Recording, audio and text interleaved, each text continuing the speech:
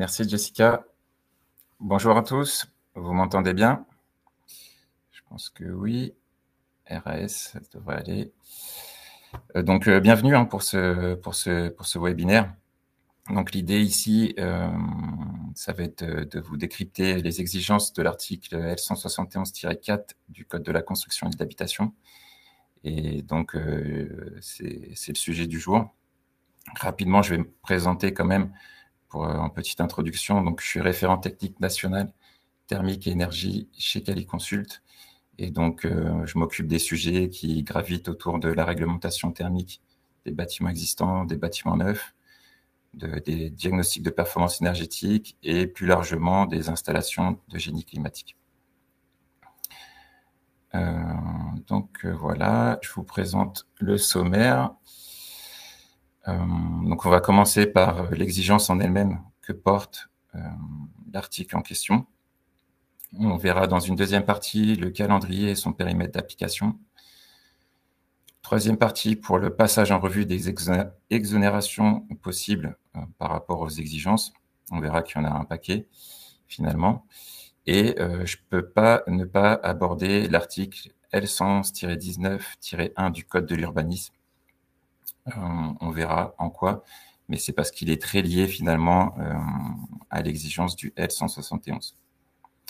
Donc voilà pour ce qui est du sommaire de la présentation d'aujourd'hui. Et je pense qu'on va pas faire 45 minutes, mais plutôt 30 minutes. Mais ça laissera davantage de temps pour prendre les questions-réponses s'il y en a sur ces sujets. Alors, on démarre avec l'exigence de l'article en lui-même.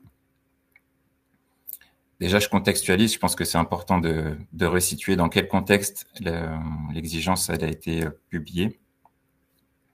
Donc, vous le savez, hein, les ambitions de la France sur la partie énergie et climat sont très importantes.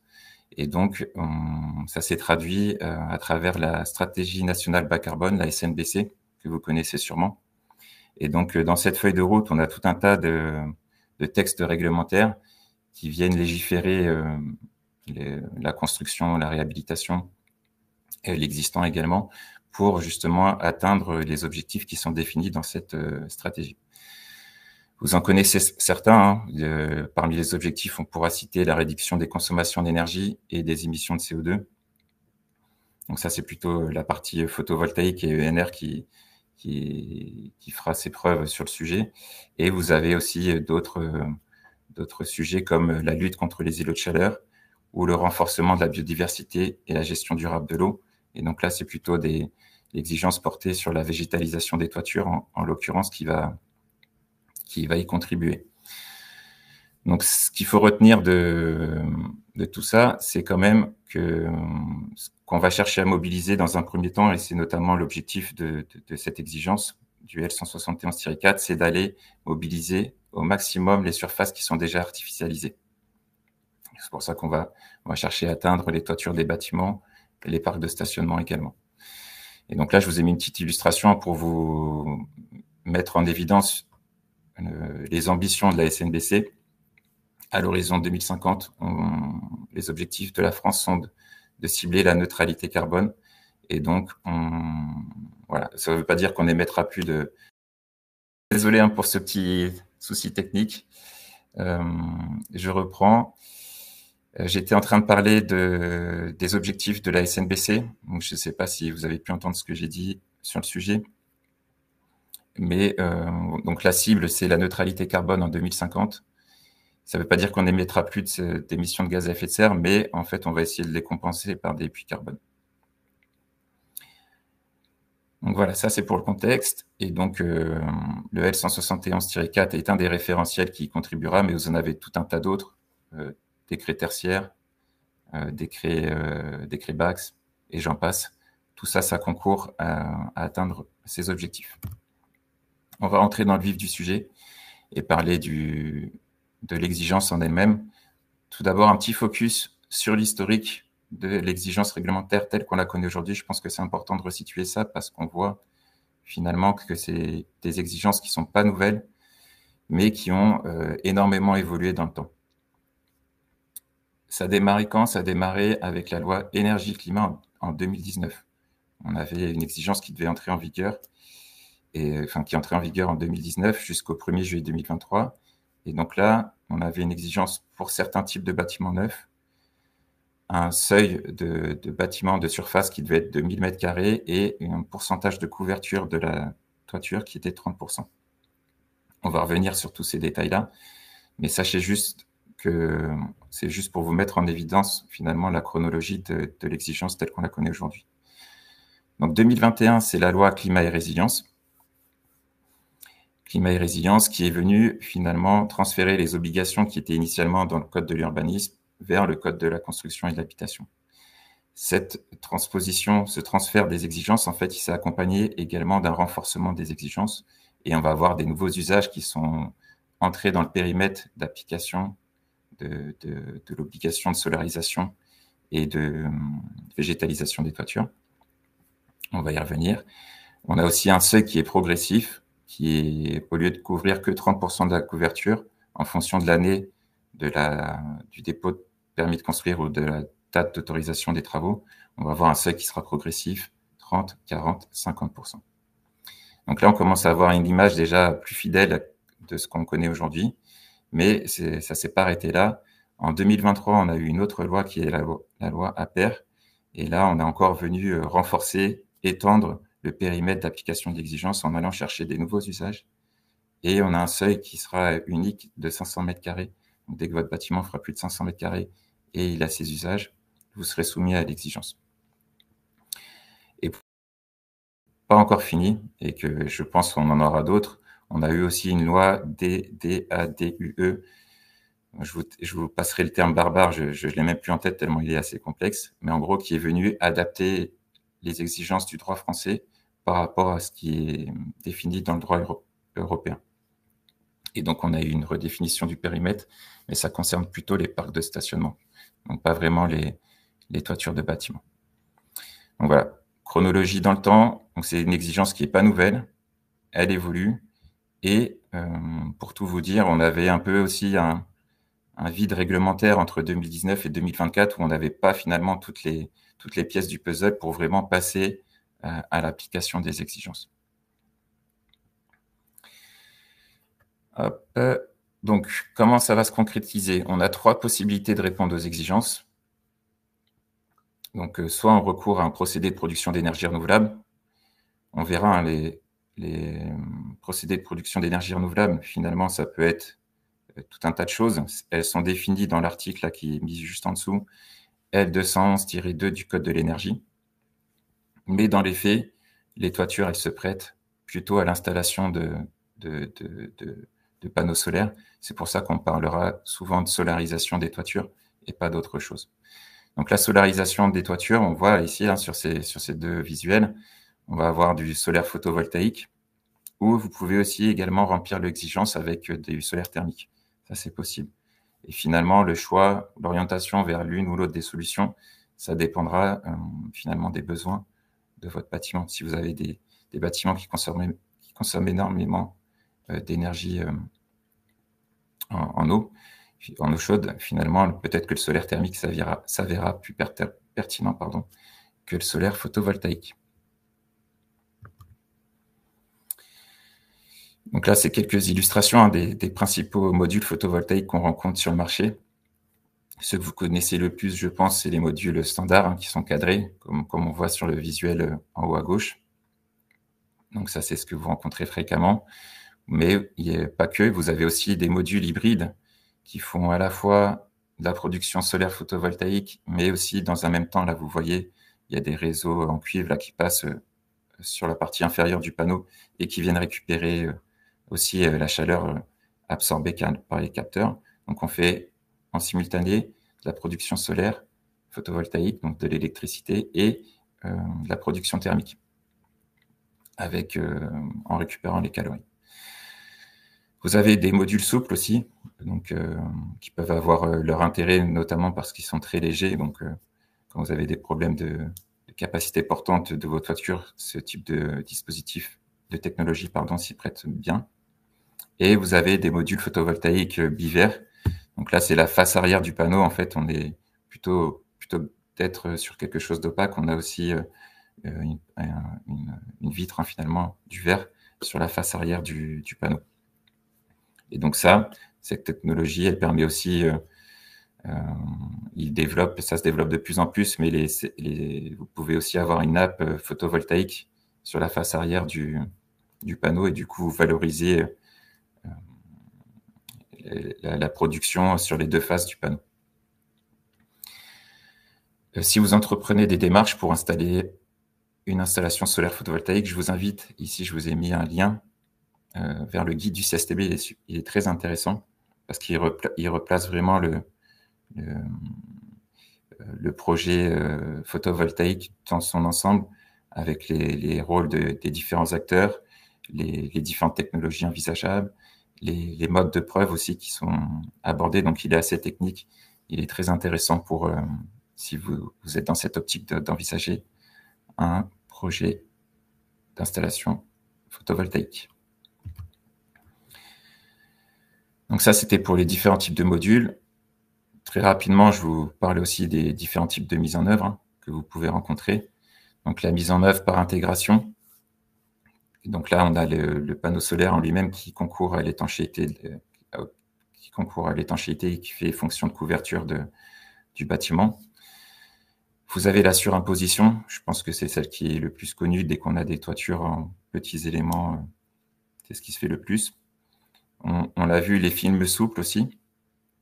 Donc là, les entrepôts s'y prêtent bien. Et vous avez encore des modules photovoltaïques lestés, des modules photovoltaïques qui peuvent être mis en place sur des relevés d'étanchéité traditionnels, hein, sur des plots.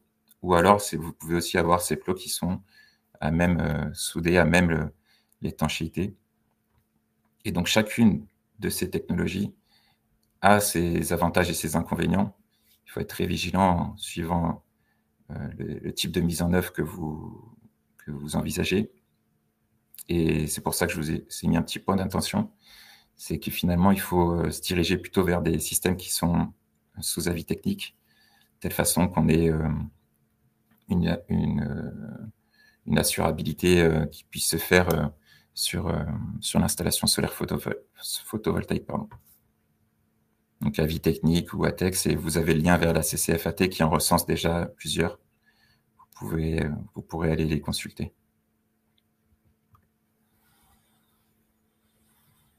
Donc ça, c'était une des premières possibilités de répondre à l'exigence, mettre en place un procédé d'énergie renouvelable. Donc je vous ai dit, c'est plutôt du solaire thermique ou solaire photovoltaïque.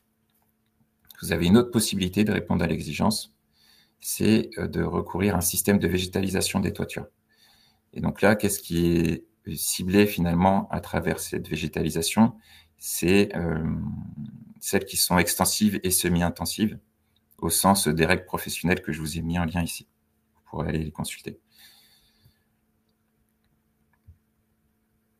Donc, sur cette orientation, cette possibilité-là, finalement, on a quand même un arrêté qui est venu définir un minimum d'exigences attendues pour le complexe de végétalisation de la toiture. C'est l'arrêté du 19 décembre 2023 qui vient nous apporter ces quelques exigences. Ce qu'il faut retenir là, c'est que ça se limite pas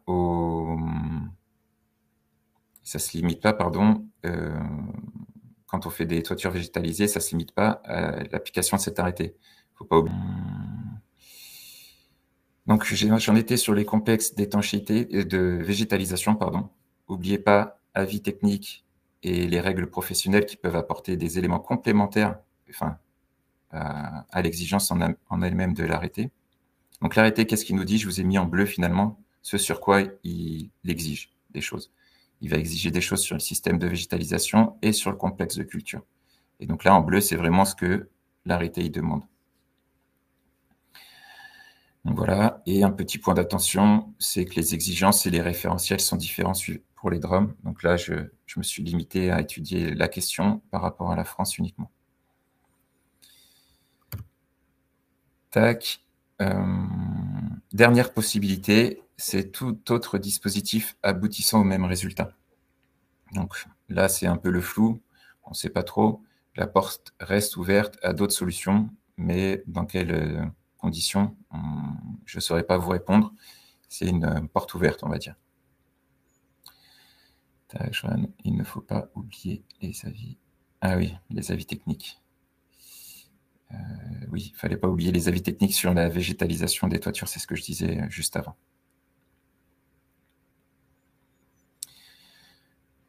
Donc voilà, on a parcouru cette première partie avec les 3 possibilités de répondre à l'exigence: ENR en toiture, végétalisation ou autre dispositif équivalent. Maintenant, on va passer au calendrier, au périmètre d'application. Périmètre d'application qui va dépendre de 3 critères. Premier critère, l'usage du bâtiment. Deuxième critère, la surface d'emprise au sol du bâtiment. Et enfin, la date de dépôt des demandes d'autorisation d'urbanisme. Ou quand il n'y a pas d'autorisation d'urbanisme, ça va plutôt être la date d'acceptation des devis qui va faire foi. Donc, c'est ces 3 critères-là en fait, qui vont définir le périmètre d'application. Hop, premier critère, je l'ai dit, c'est l'usage du bâtiment. Donc là, vous avez l'exigence qui s'appliquera au bâtiment à usage commercial, industriel, artisanal, d'entrepôt, hangar fermé au public.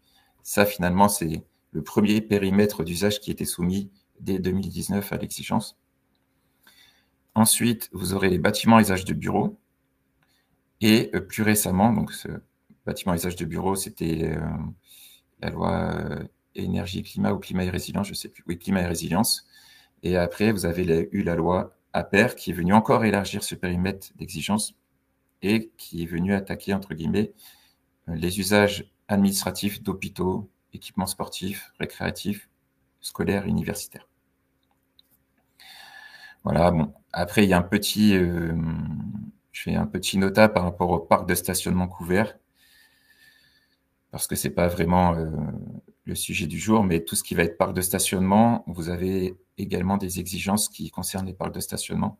Et en l'occurrence, le L171-4, il couvre les parcs de stationnement qui sont couverts et accessibles au public, qui font plus de 500 mètres carrés également.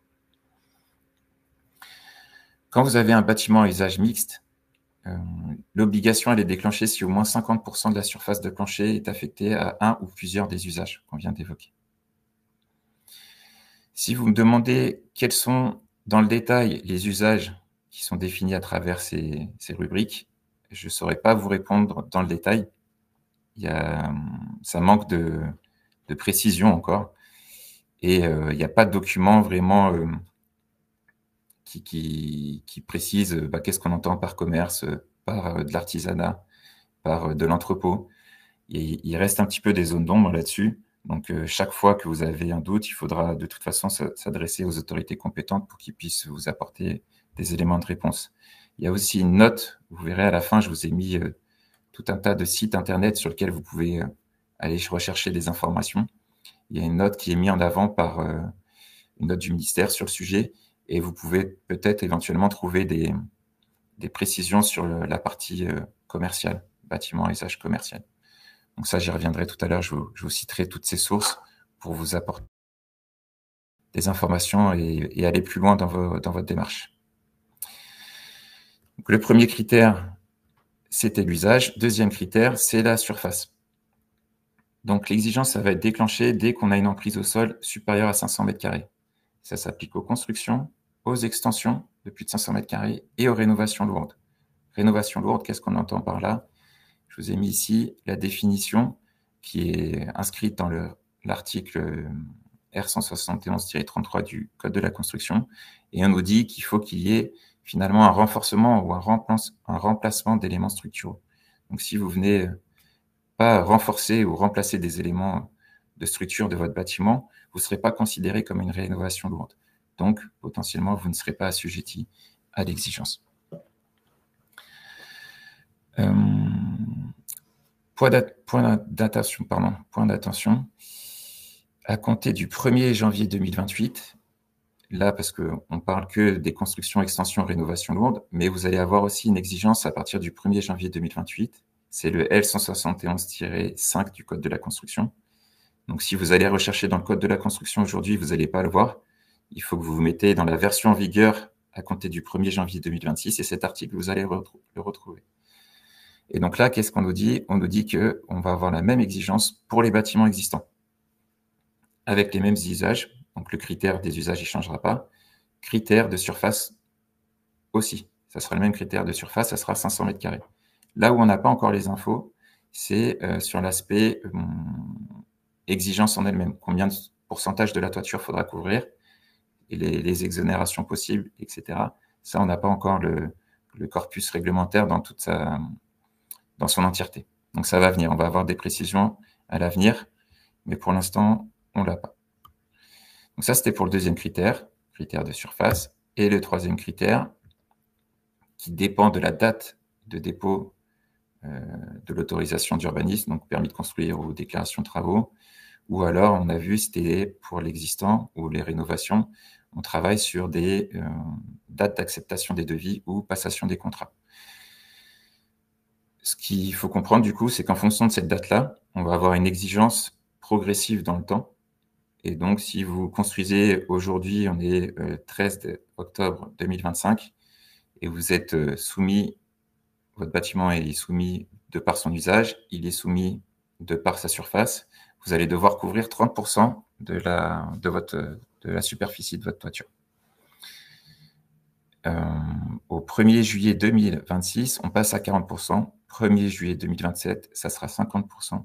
Et comme je vous l'ai dit tout à l'heure, 1er janvier 2028, où le pourcentage n'est pas encore connu, mais vous serez bien soumis à une exigence similaire pour les bâtiments existants, même sans entreprendre de travaux de rénovation lourde, etc. Je vous ai mis une petite information qui est issue du site RTRE Bâtiment, pour ceux qui connaissent, qui nous dit finalement qu'on peut combiner les deux technologies, les deux objectifs. Enfin, on peut combiner la végétalisation avec de la solarisation pour répondre à l'exigence de couverture. On pourrait imaginer 15% sur la partie végétalisation, 15% de solarisation. Au global, on a quand même 30% couvert, on est bon. Ça, c'est possible. Je continue. Là, c'est finalement une synthèse de ce que je viens de vous dire, donc je ne vais pas m'éterniser sur le sujet. C'est issu du site RTRE Bâtiment, ça vous met en relief et de façon schématique l'exigence suivant ces 3 critères. Voilà, on va passer maintenant à la troisième partie qui concerne le passage en revue des exonérations qui sont possibles. Tac, donc on va voir qu'il y en a finalement un paquet. Bon, après, il faut que ça se justifie, mais on a quand même pas mal d'exonérations potentielles. Première des exonérations, c'est celles qui sont associées au patrimoine.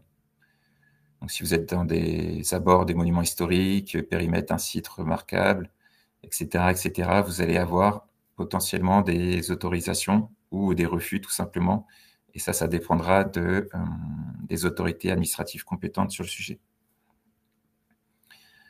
Sachez juste qu'il y a une instruction interministérielle qui a été envoyée en décembre 2022 et qui incite finalement toutes ces instances qui autorisent ou non les projets, qui les a incités finalement à pas être constructives pour que cette exigence de solarisation ou de végétalisation des toitures soit le plus effective possible. Donc, il y a eu une instruction qui a été diffusée en ce sens auprès de toutes ces instances. Donc, première exonération, je vous ai dit, il y a aussi un guide qui est mis à disposition des services instructeurs. Et donc, vous aurez le guide qui est en lien dans le document. Il vous suffira de cliquer dessus et ça vous envoie au bon endroit. Autre exonération, elle est liée à un aspect économique. Et donc là, il y a des arrêtés qui viennent nous définir qu'est-ce qui est entendu, comment faire pour motiver d'une exonération économique. Et donc, vous allez avoir 2 types d'exonérations qui sont liées soit au coût d'installation disproportionné, soit à un coût de production d'énergie renouvelable excessif. Je passerai les détails, c'est assez complexe comme mécanisme. Et j'ai vu passer une information sur le site photovoltaïque.info. Ils ont fait un peu une étude de cas sur ces aspects-là de justification pour des coûts d'installation disproportionnés ou de production de NR excessif. Et c'est intéressant, je vous en reparlerai à la fin. Il faudra aller le consulter, c'est plutôt bien fait comme étude de cas. Donc ça, c'était la deuxième exonération possible. Vous en avez d'autres sur la partie technique et ou architecturale. Donc sur la partie technique, ça concerne que l'existant. Ça ne va pas concerner le neuf, parce qu'on part du principe où le neuf, on arrive toujours à se débrouiller pour pallier une contrainte technique. Et donc sur l'existant, vous voyez, là, elles sont énumérées ici. Si vous avez une surtoiture ventilée, si vous avez une remise en cause de la pérennité des ouvrages, on va pouvoir s'exempter. Si vous avez déjà des équipements qui sont présents en toiture, bah forcément, on va réduire votre potentiel de solarisation ou de végétalisation. Et donc, il faudra essayer de rechercher le maximum de couverture possible sans pour autant forcément atteindre les 30, 40 ou 50% attendus. Donc ça, c'est pour l'existant. Et pour le contrainte architecturale, si vous avez une pente de toiture là, qui est supérieure à 20%, bon, ça met de côté tout de suite la partie végétalisation potentiellement de la toiture. Donc tout ça, il y a des justifications à apporter. Hein. Je ne l'ai pas précisé tout à l'heure, mais hormis celle où c'est le patrimoine, toutes les autres justifications, il faut qu'elles soient motivées par la maîtrise d'ouvrage. Vous allez avoir des notes explicatives, des devis d'entreprise à fournir, des études technico-économiques. Donc ça peut être assez lourd, mais il y a tout un dossier à monter pour pouvoir activer ces exonérations.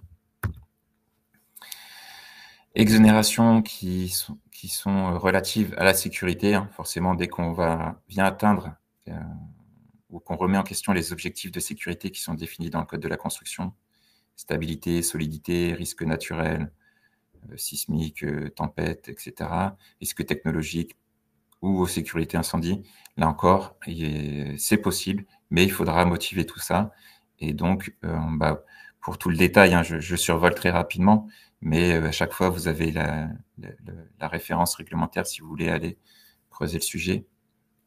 Et je vous mettrai aussi, je vous dirai à la fin, il y a aussi des sites qui traitent très bien le sujet et qui pourront vous préciser tout ça.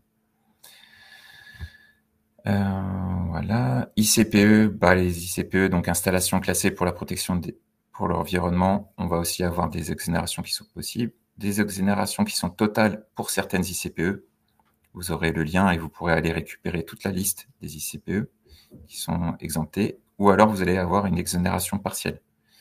C'est-à-dire que, pareil, hein, pour certaines ICPE, vous allez avoir un potentiel de solarisation ou de végétalisation qui sera moindre parce qu'il y a des dispositions relatives à la sécurité incendie, etc., qui fait que vous n'allez pas pouvoir avoir une surface disponible assez facilement. Et donc, cette surface indisponible, pour les raisons que j'évoquais, on va la déduire de notre potentiel. Comme ça sera finalement plus simple.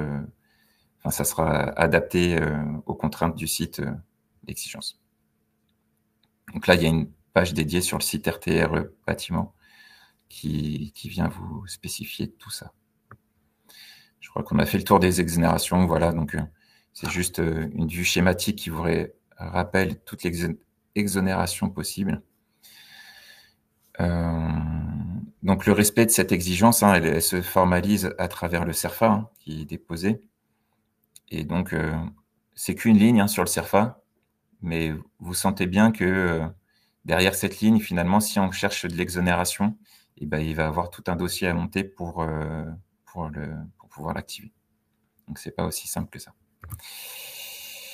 Voilà pour la partie exonération possible. Je suis obligé de faire le lien avec l'article L100-19-1 du Code de l'urbanisme. Pourquoi? Et vous allez comprendre. C'est qu'en parallèle de l'exigence qui concerne votre bâtiment, on a une autre exigence qui court dans le Code de l'urbanisme, qui est celle-ci. Dès que vous allez avoir des parcs de stationnement extérieurs et qui font plus de 500 mètres carrés, donc ces parcs de stationnement extérieurs, ils vont être soumis à une exigence donc qu'on va voir ici. Mais cette exigence, elle dépend notamment, pour certains bâtiments, finalement, elle dépend si le bâtiment lui-même est soumis à l'exigence du L171-4. Donc, si votre bâtiment il est soumis au L171-4 et que vous avez un parking extérieur qui fonctionne avec ce bâtiment, le lien il est établi, et ben finalement, vous allez avoir une exigence pour la toiture du bâtiment et une exigence pour le parc de stationnement. Donc, qu'est-ce qu'il nous dit ce L111-19-1 du Code de l'urbanisme? Il nous dit qu'on va devoir couvrir la moitié du parc de stationnement pour remplir deux objectifs. Objectif 1, premier, c'est on va devoir favoriser la perméabilité et l'infiltration des eaux pluviales ou leur évaporation. Ça, c'est un premier objectif. Et il y a un deuxième objectif qui va être de prévoir des dispositifs végétalisés ou des ombrières pour assurer l'ombrage du parc. Donc, c'est bien deux objectifs différents, mais il va falloir mobiliser 50% de la surface du parc de stationnement pour répondre à l'objectif 1 et à l'objectif 2. Hop. Donc voilà comment ça se traduit. Ici, je vous ai juste mis un petit schéma qui reprend ce que je viens de dire. Les deux objectifs, gestion des eaux pluviales et l'ombrage des parcs de stationnement. Pour la gestion des eaux pluviales, on va pouvoir mobiliser soit des revêtements de surface, soit des aménagements hydrauliques, soit des dispositifs végétalisés. Ça, c'est pour la partie gestion des EP. Ensuite, pour la partie ombrage, il y a deux possibilités. Soit on utilise des dispositifs végétalisés, et là, ça sera à ce moment-là des arbres à canopée large, ou soit vous allez pouvoir vous diriger vers des ombrières. Mais attention, si vous partez sur des ombrières, on a une obligation de solariser ces ombrières. Donc, ça sera forcément des ombrières photovoltaïques et pas des ombrières toutes simples. Donc, voilà pour l'exigence. Ici, je vous informe juste qu'on peut superposer. On peut avoir finalement, comme je vous l'ai dit, on a 50% de la superficie du parc qui répond à l'objectif de la gestion des EP et 50% pour la partie, l'objectif 2 qui était l'ombrage. Vous pouvez superposer ces surfaces pour remplir les objectifs attendus de l'article du Code de l'urbanisme. J'ai mis un petit point d'attention, les superficies assujetties pour l'un ou l'autre des objectifs, c'est des articles différents qui les traitent, et donc le périmètre de prise en compte est pas forcément le même, et donc là, il faut être vigilant, et il faut bien consulter les articles en question pour savoir comment y répondre. Et là encore, il y a un guide que je vous présenterai tout à l'heure très rapidement, qui vient vous préciser ça. J'ai peut-être été un peu vite. Non, c'était bon. Donc voilà, petite synthèse des exigences. Donc, parc de stationnement supérieur à 500 mètres carrés, on mobilise 50% de sa superficie pour répondre à l'objectif 1 et pour répondre à l'objectif 2. Là, le calendrier, en fait, vous avez bien vu qu'il y avait un lien avec votre bâtiment qui est soumis au L171-4. Donc, on va avoir deux échéances. On va avoir deux dates d'entrée en vigueur. 1er janvier 2024, c'est tous les bâtiments soumis au périmètre d'application du L171-4. Donc, on avait un seuil qui était de 1000 m² pour les bâtiments de bureaux. Mais du coup, on a une liste d'usages qui est moindre. Par contre, dès 2025, là, on est en 2025, donc limite, j'aurais pu me contenter de parler de celui-ci. Mais vous voyez qu'on a une liste d'usages qui est plus large et on a un seuil unique de surface de bâtiment qui est concerné, qui est supérieur à 500 m². Donc ça, c'est pour le lien finalement avec le L171-4. Donc, les rénovations lourdes aussi, elles seront soumises de parc de stationnement, elles seront soumises aux exigences. Et là, la rénovation lourde d'un parc de stationnement, elle est aussi définie. C'est l'encadré en orange que vous avez sur la slide. Donc, le remplacement total du revêtement de surface au sol sur une superficie représentant au moins la moitié de sa superficie. Donc, c'est ça la définition d'une rénovation lourde pour un parc. Si vous êtes dans ces critères-là, sur du bâtiment un parc de stationnement rénové qui est associé à un bâtiment soumis au L171-4, là, vous allez du coup rentrer dans le périmètre d'application de l'exigence. Voilà, je vous alerte un petit peu aussi sur le fait que là, on parle, je fais juste un focus sur une partie des exigences du L111-19-1 du Code de l'urbanisme et le lien avec l'exigence du L171-4 du Code de la construction.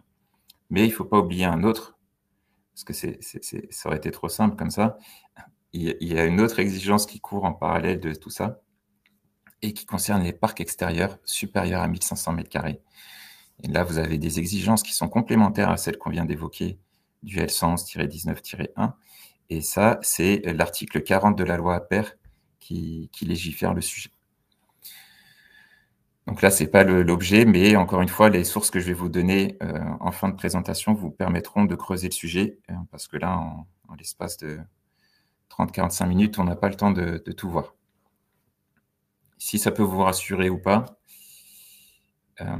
sur la partie exonération, vous avez aussi des motifs recevables pour les parcs de stationnement extérieur. Donc voilà, ils sont un peu dans la continuité de ce qu'on a retrouvé finalement pour les toitures de bâtiments, mais vous en avez sur le patrimoine, des motifs par rapport au patrimoine, par rapport à des raisons économiques, techniques et ou architecturales.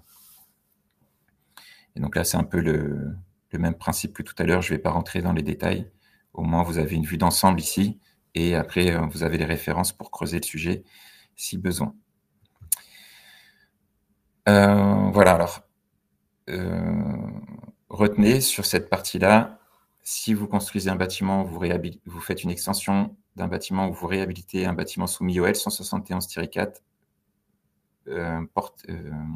soyez vigilant aussi par rapport au parc de stationnement associé à ce bâtiment. Il est possible que lui aussi, il ait des exigences. Donc, c'est s'il faut retenir quelque chose, c'est finalement ça. Donc là, je vous ai mis quelques références pour aller plus loin. C'est, à mon sens, les ressources qui couvrent et qui précisent le mieux l'application de l'exigence en elle-même, des exigences en elles-mêmes. Donc, je vous les mentionne ici. Le site RT-RE bâtiment, donc ça, c'est plutôt pour les toitures des bâtiments. Il ne traite pas des parcs de stationnement. Donc, on est vraiment sur l'exigence qui couvre les toitures. Vous avez ensuite des pages dédiées pour qui est entreprendre.service public. Et là, vous avez deux liens différents parce qu'il y a une page qui traite des toitures et une autre qui traite des parcs de stationnement. Il est intéressant parce que lui, il va plus dans le détail des formalités à fournir en cas de demande d'exonération. Donc, je vous invite à aller le consulter. Ça traite des deux thématiques toiture et parc de stationnement. Pour tout ce qui est assurabilité des technologies photovoltaïques, il y a une webconférence de l'AQC qui est intéressante sur le sujet. Pour les parcs de stationnement, je vous ai dit qu'on avait été voir, je vous ai présenté finalement que ce qui a trait au L111-19-1 du Code de l'urbanisme. Pour aller plus loin et pour avoir finalement la vision globale des exigences par rapport au parc de stationnement, je vous invite à aller consulter le site ici, là, écologie.gouv, qui dédie une page au sujet, et surtout un guide qui est très complet, très intéressant parce qu'il illustre avec des exemples.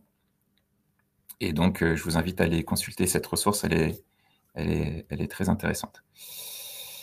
Voilà, guide des obligations de solarisation à Atlansen aussi, c'est un document qui est assez global et synthétique.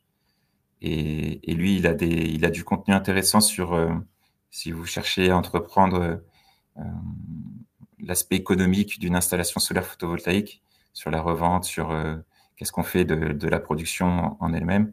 C'est intéressant, il est complémentaire sur le sujet.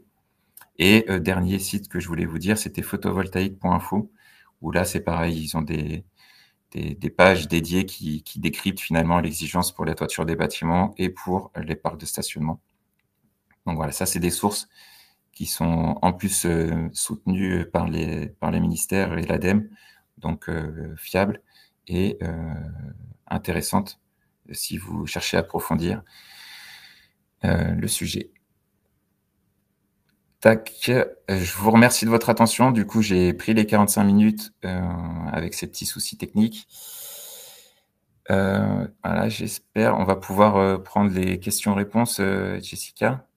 Je vais peut-être remettre. Oui. Merci à tous d'être restés en ligne aussi, malgré les petits aléas. Et je pense que tu t'en es très bien sorti. Tu t'es pas senti trop déstabilisé. Donc, merci beaucoup. On a une question de Maurice. Pour une restructuration intérieure, peut-on considérer que l'on est exonéré à partir du moment où nous n'avons pas de besoin d'une mission de type L de bureau de contrôle et de même en cas de reprise d'une étanchéité de toiture terrasse? Alors, si vous faites des travaux à l'intérieur du bâtiment et que, encore une fois, hein, c'est ce qui est dit dans la définition, si on n'atteint pas l'aspect structurel du bâtiment, on ne sera pas soumis à l'exigence. Et d'ailleurs, il y a donc une foire aux questions, hein, sur les différents sites que je vous ai évoqués là, qui traitent ce cas de figure de est-ce qu'on est soumis à l'exigence si on remplace juste un isolant et on refait l'étanchéité en toiture. Donc là, vous n'allez pas réintervenir sur la capacité portante de la toiture en elle-même, donc vous ne serez pas soumis. Si c'est juste un remplacement d'isolant avec une étanchéité, tant que vous touchez pas, vous renforcez pas la structure pour porter éventuellement des équipements ou je ne sais quoi, vous ne serez pas soumis à l'exigence. Et là, je vous invite, on n'a pas le temps de tous les parcourir, mais les ressources que je vous ai envoyées, qui vous seront transmises à travers la diffusion de ce document, vous pourrez aller creuser. C'est normal, hein, les questions que vous posez, il y en a peut-être d'autres qui se sont déjà posées, et du coup, vous retrouverez pas mal d'informations.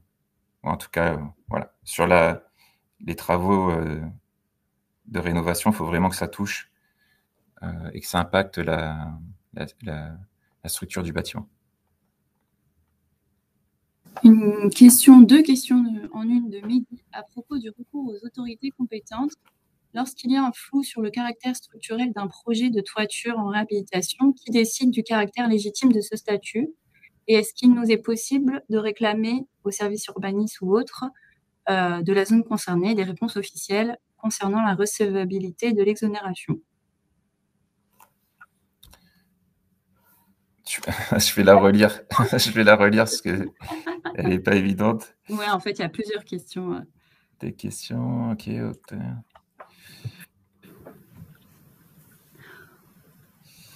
Eh ben, il faut le motiver. Alors, sur les caractères structurels d'un projet de toiture en réhabilitation, alors il faudrait regarder les foires aux questions là pour voir s'il y a des éléments d'information sur le sujet en particulier.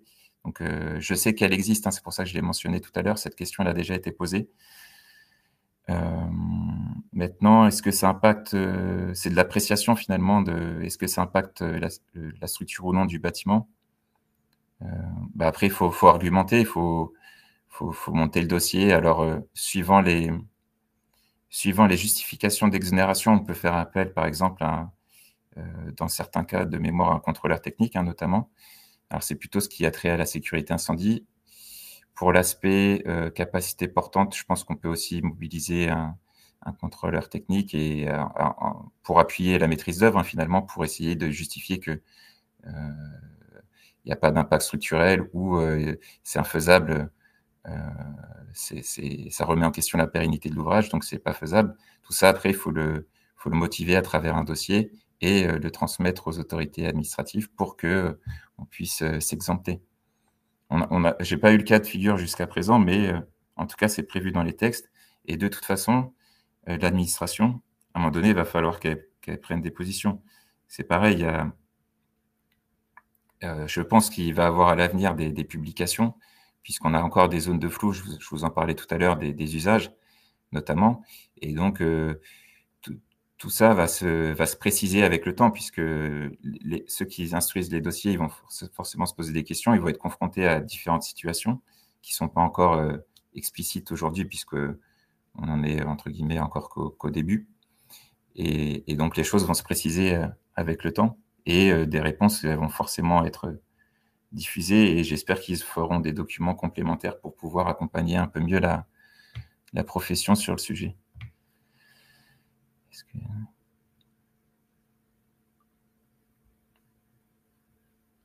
Ça répond à la question, ça, ou pas? Réclamer au service.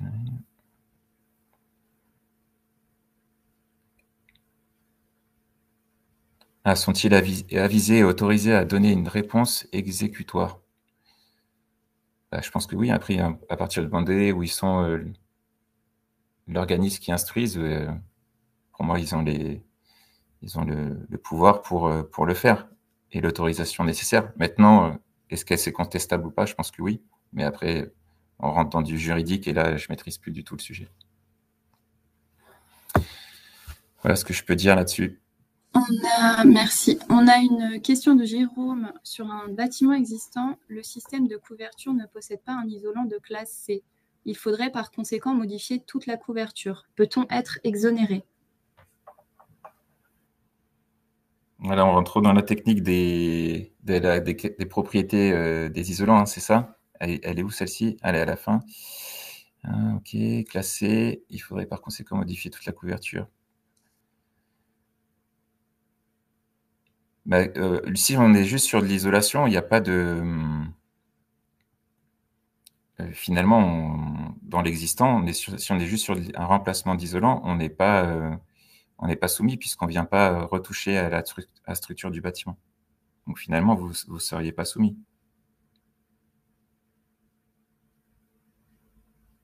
Oui. Après, si jamais vous êtes soumis et que vous cherchez vous faites une démarche volontaire, bien sûr qu'en fonction du procédé photovoltaïque que vous allez envisager ou de la végétalisation, il faudra que l'isolant en lui-même soit en mesure de reprendre les charges des panneaux solaires ou de la végétalisation, le cas échéant. C'est évident. Une question de Gérard. La construction d'un bâtiment sur une même parcelle affecte-t-elle l'ensemble des bâtiments existants?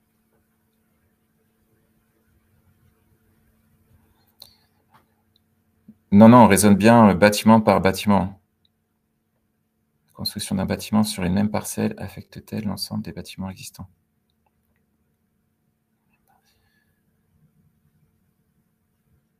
Non, le raisonnement, il est bien bâtiment par bâtiment. Après, vous pouvez avoir une extension. Hein. Je prends l'exemple, si le bâtiment, c'est vraiment une extension d'un bâtiment existant, donc vous avez, je dis n'importe quoi, 300 mètres carrés de bureaux et que vous venez faire une extension de 600 mètres carrés, l'extension faisant plus de 500 mètres carrés, vous allez être soumis à l'exigence de solarisation de sa toiture. Et il y a un autre cas de figure, si votre bâtiment de bureau, il fait plus... un autre cas de figure, c'est si vous avez un bâtiment à usage mixte. Usage mixte, si vous avez un bâtiment de 1100 mètres carrés, je crois qu'il y a un exemple qui est donné comme ça dans les guides là, que je vous ai évoqué.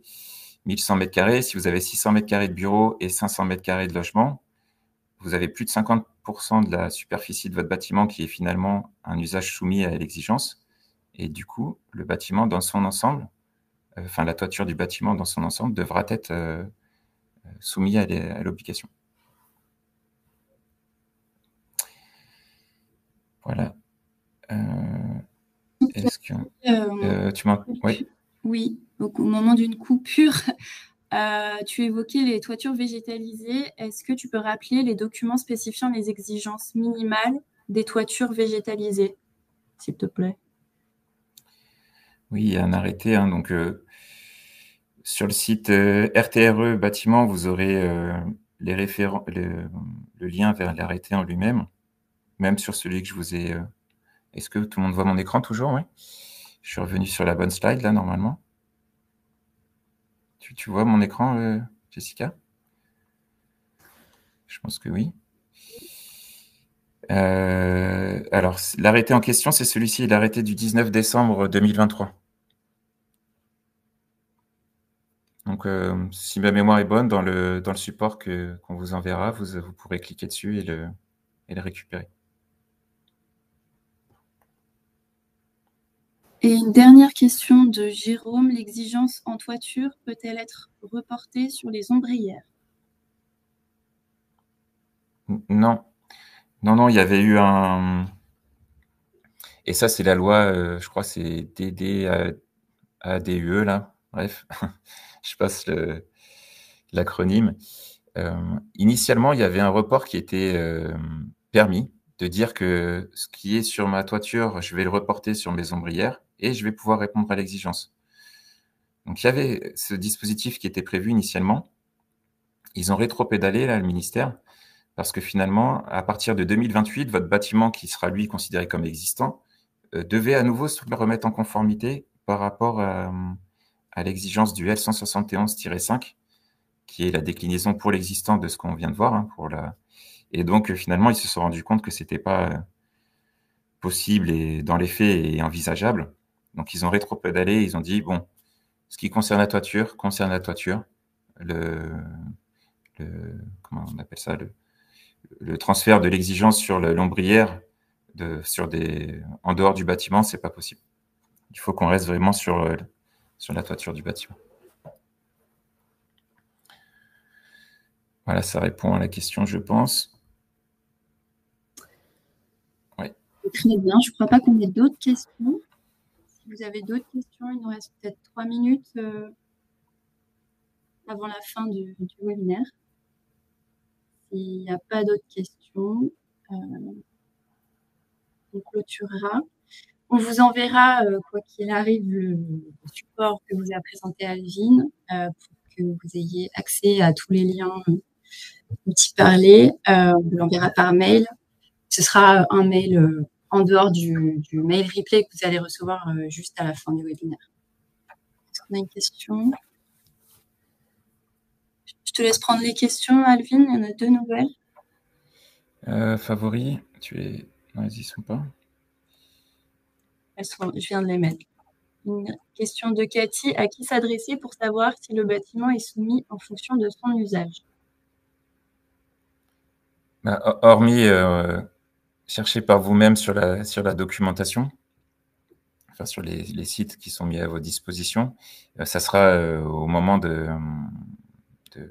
du rapprochement auprès des autorités des services instructeurs que vous allez avoir l'information. Si vous construisez un bâtiment de bureau, ils vont directement faire le lien, ils sauront que vous êtes soumis et ils vous demanderont de vous aligner par rapport à l'exigence. Et ça va se retrouver à travers le CERFA, puisque soit vous êtes soumis, soit vous justifiez l'exonération. Et donc ça, ils vont attendre des justificatifs suivant votre cas de figure. Et si vous avez des doutes, je dis n'importe quoi. On m'a posé une question la dernière fois sur une maison de santé. Est-ce que vous êtes assimilé aux hôpitaux tels qu'ils sont définis à travers l'exigence? Et une maison de santé, quand on regarde, on n'arrive pas à faire le lien. C'est pas un hôpital, donc théoriquement, on pourrait supposer que vous n'êtes pas soumis. Et donc là, il faut voir avec l'autorité, le service instructeur pour voir ce qu'ils en pensent, puisque en l'état, il n'y a aucun document qui nous précise si une maison de santé, entre guillemets, devrait être soumise à l'obligation. Donc ça ne va pas être simple et on va essuyer les plates, je pense, que tout le monde. Hein. On va tous être sur le même bateau là-dessus. C'est bon. Il y en avait encore une autre.